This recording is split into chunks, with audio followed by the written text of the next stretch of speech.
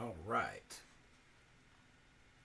Good afternoon, everybody. Good afternoon. This is Ron G here on WSAN Radio, and we are broadcasting live on several platforms. And I'm telling you, we have a group of ladies right here. Is to me is a force to be reckoned with on the things that they're doing out there in the community, and not only just community for the nation. And they have agreed to be on the show. First of all, I got to talk about Dr. Wynn right here. Um, I ran across her, or she ran across me. How was it? Was it you looking me up, or I looked you up on LinkedIn? Actually, you looked me up, but it was after I'd reached out to you because you met one of my queens and she was quite impressed at while you all were doing some community service. So that's how, and you looked me up and said, divorce prevention specialist, what? That's what it was. That's what it was. And I said, I got to find out what prevention is. Like having life insurance for a divorce, you know. That's right. And so it was an honor to meet you and to talk to you about everything that you did. But then when you told me about what you was doing here and said, I'm going to have some ladies come on. And I said, okay. And sure enough, yesterday I got an email stating that you had two of them signed up already. Yes. And I was so honored for that. And but we're here right now on WSN Radio just to talk about these young ladies here. I'm gonna let them introduce themselves so I don't mess up like I did earlier. So that's my way of saying, I'm not gonna mess up and have Dr. Wynn mad at me. So let's start with anyone. Who wants May to I start may first? I recommend we start with Her Majesty, Mrs. Black Globe International, Joy Rodrigue. Hello, everybody. My name is Joi Rodrigue. I was born in the UK and raised in Washington and Canada, currently residing in Texas. So I'm also a 22-year veteran, assigned to Special Forces Group, award-winning parachutist, motorcycle safety instructor, military child advocate. I have a degree in chemical engineering from the University of Washington, and I'm a CEO and co-owner of Cajun Kick and Paws with my fantastic husband and my three littles. Wow. I mean, I'm just amazed because you hear these stories about what people could do. Uh, I'm gonna say it, so don't y'all get mad at me, okay? I grew up around nothing but strong black women in my life, and they're the ones who's got me doing what I'm doing right now, believing things that you're doing. But I'm listening to my cousins and my sisters on the struggles they have to be out there in the world on how they look down on black women. But for you to go through what you're doing right now and a paratrooper too, I'm not jumping out of no plane. I'm telling you that right now. But all I can say is thank you for your service and thank you for everything that you're doing right now because it takes a lot. Because when you go up to plate, I think somebody told us a while back, a black woman already have two strikes against them before they even step up to the plate. But to overcome that, the challenges on what you did and what you're still doing, it's an honor to be talking to you today. Thank you.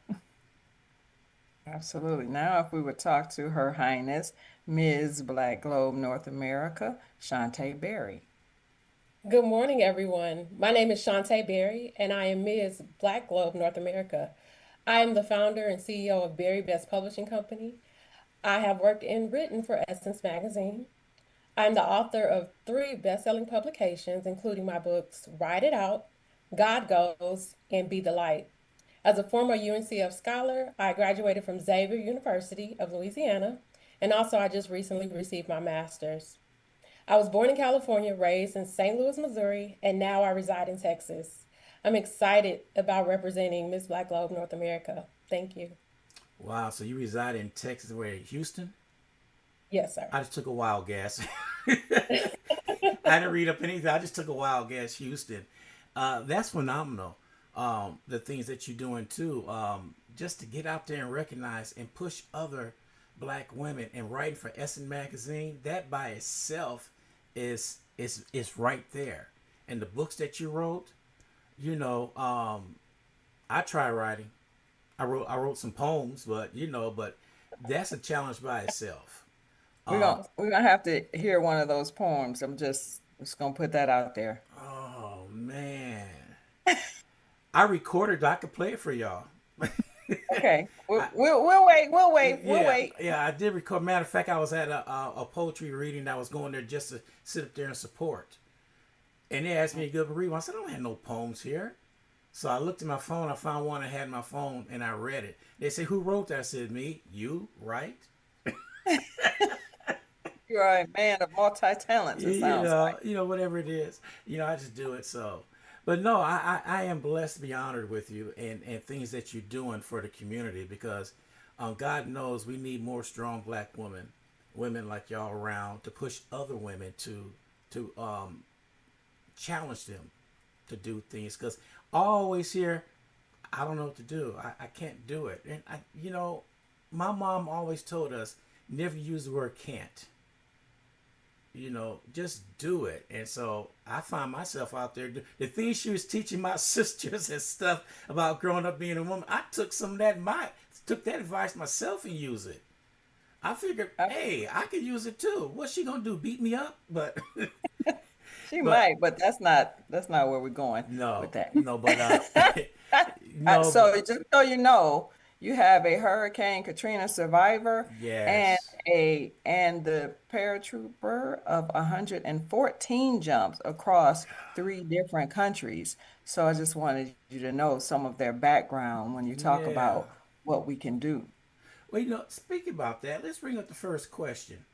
And you are, let me see here, Miss Berry. You turn your life experience, especially after surviving Hurricane Katrina. So let's talk about Hurricane Katrina and how that uprooted you at that time. And when it uprooted you, did you have an inkling what you're going to do later on in life? Was this a learning experience for you? What type of experience was it being in Hurricane Katrina? Yes, great question. As I would say, I don't think situations happen to us, they happen for us. So for me to be down there during Hurricane Katrina when it happened, it was somewhat of a blessing. I think God took me through that so I could find my purpose. When I was there, I was one amongst 400 students that was left in the city, and we had to basically ride it out for a week. And I really had to weather that storm, and I lost all of my personal belongings. So I had to go without for that week and regain everything. So when I went back home to St. Louis, everyone who I told my story to, they said, you should write a book. And so I did eventually start writing a book and came up with my first book, which is Write It Out, Transforming Storms into Greatness. And this is definitely, Katrina definitely shaped my purpose because it allowed me, it gave me a story to tell that's a part of my journey. And then I started my publishing company because it took me 10 years to write my book, but it does not take 10 years to write a book. It just takes a organized, well-developed plan. And so I started my publishing company called Berry Best Publishing after that. So Katrina definitely helped shape the purpose, helped me write my book, and then catapulted me into creating my own publishing company to help other authors, writers become authors and tell their impactful stories that changes lives. I want dab in on publishing companies. People are writing books now, going through Amazon and all that stuff. But I'm hearing nightmare stories about that. They say you shouldn't do that. Now, with you, how hard was it for you to start your publishing company, and what challenges did you have? Great question. So that advice, well, it was not hard for me to start my publishing company at all. I just had to make up my mind to do it, and make a plan, write it down, and execute on that plan. So it was not hard for me to start it. It's just executing. It takes organization. It takes the will to get up every day and to want to create it. Now, when it comes to different outlets that you use, Amazon is one of the best printers and the largest in the world. So you have to research and find out which partnerships are the best for you. So I did find out that Amazon was the best partner with when it comes to printing. Now, when it comes to publishing, I'm pretty much, the one-stop shop, very best publishing. Okay. So, Ooh, I like that. I like with your answer what you said. Miss Joy, I'm still amazed. Paratrooper in the army and a motorcycle instructor, safety and all that. That's a unique combination. How do you balance that, um, doing that, and still personally represent your community? Good question. Well, with the military, it always teaches you time management, responsibility, safety, and awareness. So, being a motorcycle instructor, that is really easy. I have a tendency to be a good teacher and to break things down on little levels to where people can understand them, which ends up making you a better leader.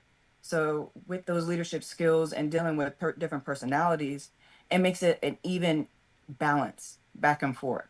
So, you can support your community by being that leader and showing them, not just talking about it, you're actually doing it. And when people see you doing it, that's what makes people respond to you positively. Now, do they see you walking in and shocked to see that you're a black woman with all this going on and coming in? Do you get faces turning, heads A lot of turning? times. A lot of times. And it's from all ages, all races, all ethnicities. You're just that, you're showing that leadership, you're showing that pride, you're showing that installment of your morals and your values and you, how you enter a room, how you exit a room. That's what draws attention to you. And as long as it's done in a positive light, that's what encourages people. I hear you on that because myself personally, I was told I walked to a room one time and they told me I'm one conceited person. I said, "Oh, you getting that confused with confidence?" I said, "I'm walking in the room with confidence. Maybe you never seen confidence on a black man before, but that's how I walk in the room. I'm confident what I'm going to do." And so, and with you walking in the room, I could see the heads turning right now. She's going to tell us something. You can hear that going on back, and it's always been like that. No matter what, we are in times right now that we got to really sit there, and we shouldn't have to prove to anybody. We got the education, we got the background, we got the experience. What more is there to prove that we could do the job? But then they still second guess us on what we could do. All Very right, true. I'm gonna mess with Miss Berry over here because you worked with SN Magazine. Do you know how many people would love to work with SN Magazine? I would love to come on their deals like in New Orleans. I had never made one. Never. And that's my dream to go ahead and make one. How do you see your role in the black media evolving in today's world? wow, it's a great question. I have a saying in one of my speeches, if your life ended tonight, who would write your story and get it right? And I feel like that's such a testament to media. We have to start writing our own stories and getting our stories right, getting our stories correct. So I feel like my position in Black media is just telling our stories correctly, telling our stories from a place of truth, a place of honesty, and also a place of integrity. So I think that's something that all Black media should have, to replicate. I'm just telling our stories right. Yeah, you're right about that. And don't make it like you caught a minnow, and by the time the story go to somebody else, it's a great big whale. So I know what you mean by writing the story and making it right, because it was a time that before you could put a story out there, you have to have three sources. So social media made it hard for that. Now people just put out anything, no matter if it's wrong, they just put it out. I wish we go back to those times again, because then you got credible writers that have come up with the true story and not fabricate anything. So if you sit down and do your homework and write your story, your reader could. I think some readers are smart. They could tell fluff behind the real stuff.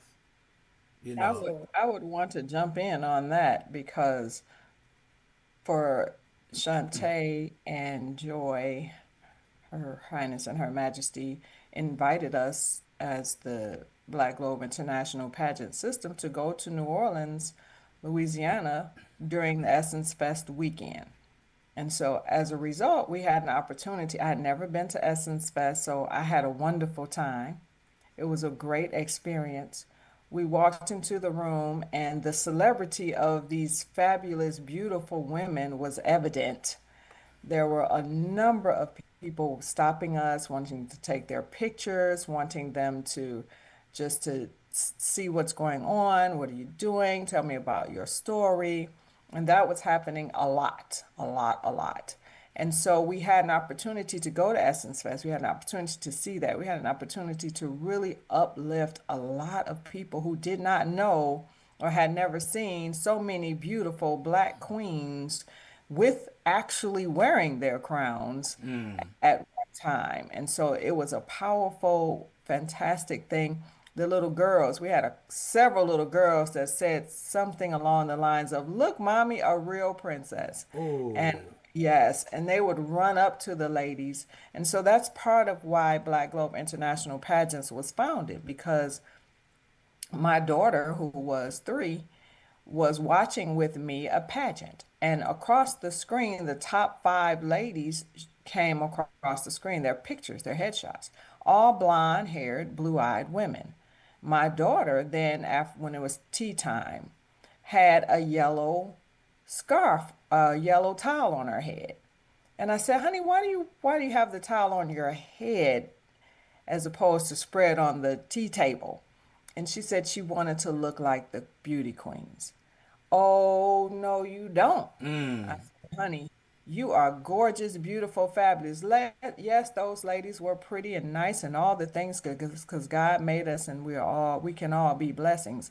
But you are the most beautiful. So I made it a point. I prayed over it, made sure that she would always have Black queens to look at. So these ladies, not only are they phenomenal and impactful, but they are Black queens, and we have to tell that story, because there was some negativity that came out about Essence Fest, and maybe it isn't as great as it used to be. Maybe the new owner is doing something more with Africans than African Americans, Black Americans. And as a result of that, there was some information that got out there that really wasn't accurate, connecting Black Globe International Pageants with Essence Fest. And although Essence Fest is a wonderful thing, and I'm sure it can be wonderful again, especially if we do get involved with it, that we want to make sure that we tell the story ourselves. So that's another reason it's important. Tell your own story and get it right. yes, that point right there. What you just hit me when you said little Black girls was walking around saying, "Oh, look at that." You know, seeing that right there probably inspired those young girls right then and there to see somebody like you could be like that. It's not just the pretty face of the big pageants they have, like you said, all white faces up there, but actually seeing this. I mean, them little girls probably went home and probably made a crown and sitting at the house writing out their own crown on. You know, that is something else. Now, Joy, being a mom, a wife, a title holder, how do you balance things with your life, your personal life, and with a mission to inspire and serve others? Well, it all takes with resiliency. You have to be flexible. Me and my husband are both retired military. We're both involved in our communities, all kinds of organizations. And to be able to balance those organizations and still have time for your littles when they want to go camping, in the living room, or they want to have movie day, you still have to be able to give them that attention and time, because if you don't, someone else will, and then they're going to pick up bad habits. So, and at the same time, if you don't give your family that same attention, then your family separates. So it's about communication, being flexible.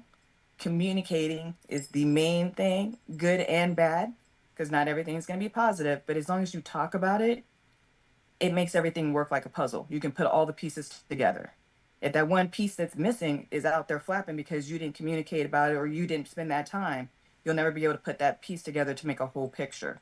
So being, I don't know, available and vulnerable is what keeps everything moving.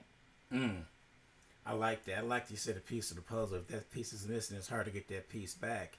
And that's what a lot of families are struggling right now today is sit down and communicate. Because I was a single parent. I would have my son read a newspaper while I was cooking dinner. And just the front page, that was it. But Dad, I want to read, no. Now I'm going to ask you some questions. He didn't know what I was doing. I want to make sure that he comprehended everything that was in the front page of the story. What was his thoughts on it? Mm-hmm. You know, and now this dude is working for a bank mortgage company and stuff. He got a better job than I had. I'm telling you, these kids nowadays. He said, Dad, I'm not doing that hard work you did. I said, that's supposed to do. You're supposed to work smarter, not harder. I worked hard.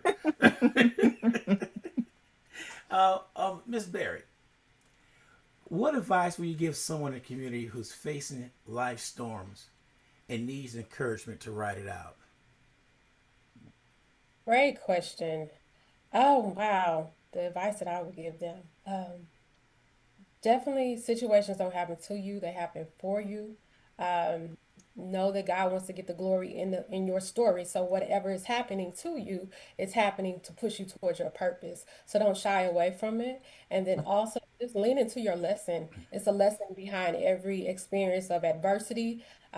Through Katrina and through me surviving that horrible experience and horrific experience, I was able to birth my first book and birth my first company, my publishing company. So just know that it's a lesson behind every storm, and every setback is a setup for a comeback. So be encouraged. Oh, I like that. I used that the other day, set up for a comeback. I like that.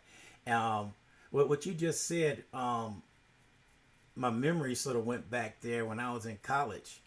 I wrote a paper, and at the end of it, I said, years of wandering is years gathering experience. And the professor looked at me, what do you mean by this? I said, all experience is not good experience.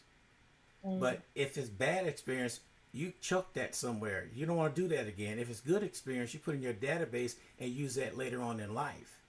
And I told him that's what I meant by that. Huh, I never heard about that.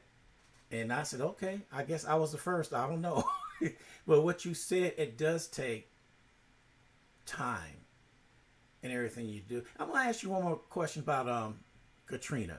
It just, you hit a subject that's sort of dear to my heart because we had a lot of people came in from Louisiana to Houston, San Antonio, and all that. And do you know they marked them all as being dangerous? And I could not figure that out. They marked them all. Well, they could be from this because they were blacks, and they felt that they were bringing crime and all this stuff. I said, "What are y'all doing?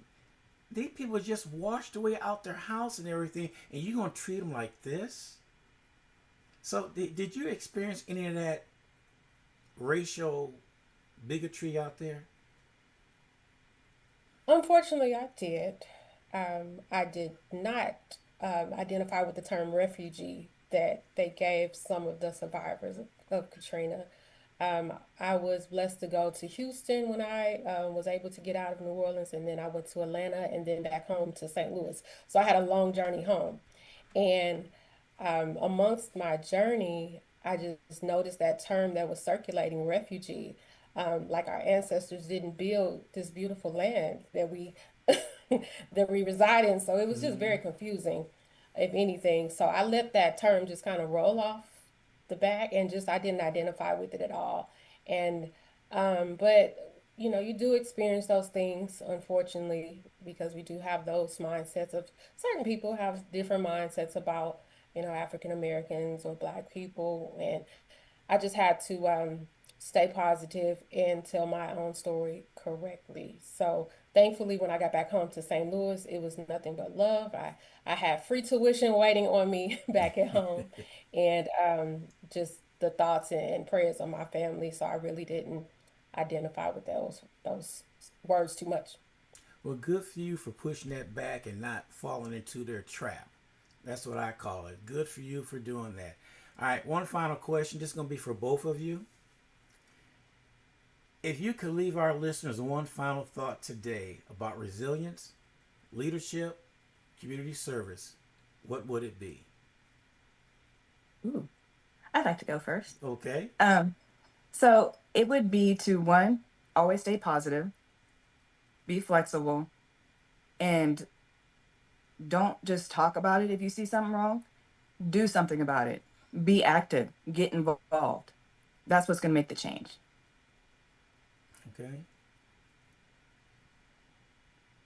And I would like to answer it next. Okay.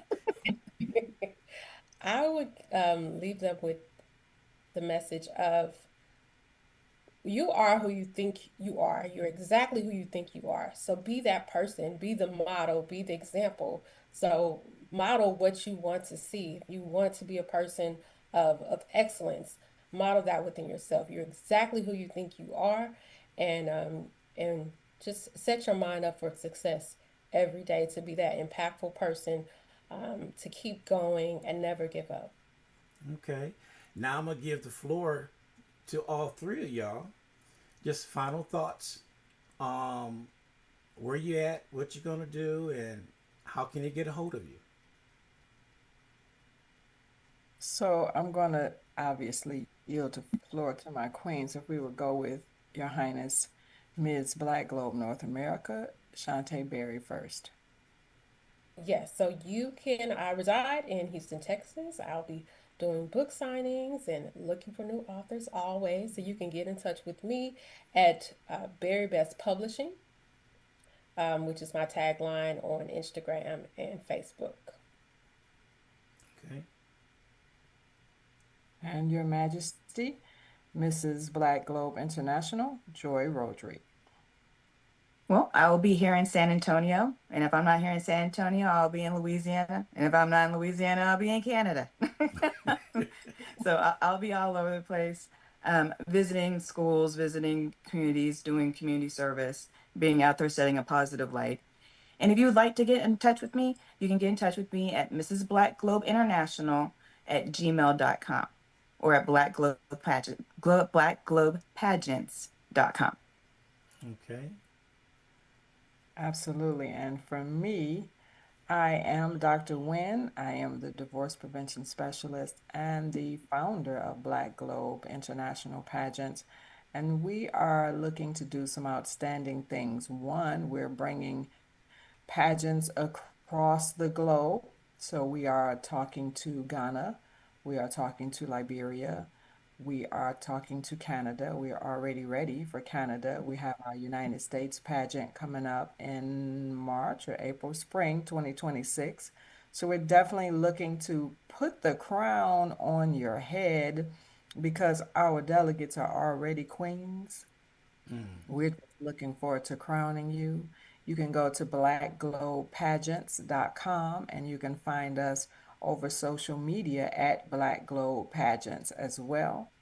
And for me specifically, for those who are looking for mental health or relationship work, I am at Dr. Wynn Global, DRWYNN Global.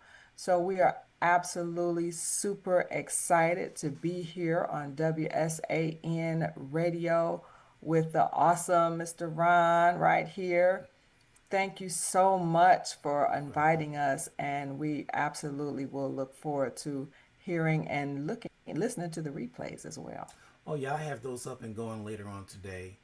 Um, Edit everything and get it out there. I'm honored to meet three queens because I started using the word queens years ago before anybody said it. Why are you calling her queen? That's not your wife. She's still a queen.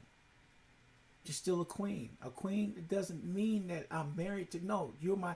Every Tuesday morning, if y'all want to listen to some good old school music, every Tuesday morning from 7 a.m. to 10 a.m. is Queen Day. I play nothing but black queens. That's it. That's my segment right there, and I do it, and because I want to honor our queens, because You said Tuesday morning, 7 a.m. to 10. What time zone is that? that's Central Standard Time. Okay, perfect. But you out there in Arizona? Yes, right now I'm in Arizona, and a little bit I'll be in Michigan. So a You jump little bit across I'll be time. in, You just yes, jump across time zones. yes, yes, Yeah, so absolutely. that's what I do it, and I will make sure I do something about this right here. Now, anything you want to get out, anything that's going on, please feel free to send it to me, and I would definitely do a commercial on it, whatever I need to do to get the word out. Because I didn't know about y'all until Dr. Wynn told me, and if I never would have met Dr. Wynn, I never have known this even existed. So we gotta get the word out, let everybody know that this is real and it's happening right here in the United States of America. Absolutely. So I would, ladies. So now, first, it was, I must give credits because it was Her Majesty Joy that you actually met. You just didn't know it because you all were giving out turkeys at the time. So Ooh. she was the first connection. But I wanted to ask, ladies, wouldn't he make a great candidate for the Real Deal Men's Panel? Absolutely. Ooh, what's that? Okay. Yes. Yeah, we'll have to tell you about that. We'll get you stay tuned on You that. know, y'all got that little. Y'all not setting me Sign up them up. right. Sign them up. Okay. We'll tell you more about that another time. Okay, They okay. have to stay tuned to your station to find out Yeah. about Oh, okay. Now, Joy, I'll let Joy know. When she met me there at the turkey drive, that was the third one I did that week.